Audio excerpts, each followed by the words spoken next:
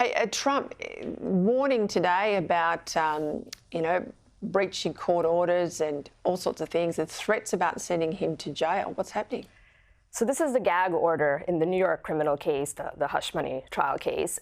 Most people continue, including Trump haters, which there are many, continue to see this as nakedly political. Something like 70% of Republicans and 22% of independents see it that way, because the origins of the case, the novel legal theory that stitched together these different statutes to bring this charge that other prosecutors, including the New York State, failed to or declined prosecuting including before. The Department of Justice. And the Department of Justice and the Federal Election Committee, that's kind of the crux of the legal theory. Then you have this motley crew of witnesses and unreliable narrators, a porn star, his convicted perjurer, fixer, like you can't make this stuff up. And then on top of that, you layer on a gag order, which many say is completely unconstitutional, because if there's one person in the country that should be allowed to speak freely, it is a criminal defendant, when the entire weight of the system is against him. Yes. And then you layer on top of that he's actually a former president and the current front runner trying to campaign. So it gets a lot of people very angry.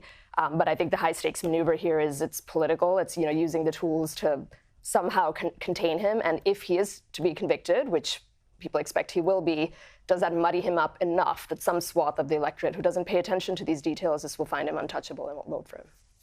We haven't got much time. VP frontrunners for Trump, what can you tell us? Congresswoman Elise Stefanik, who chaired that memorable session where she got the university presidents on the run. Yes. Really good exposure, really good questions. J.D. Vance, the author of Hillbilly Elegy, who's become the sort of leader of the isolationist wing. Yes.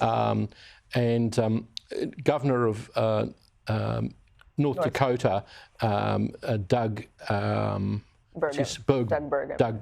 Yeah. And finally, great addition, African-American Senator Tim Scott.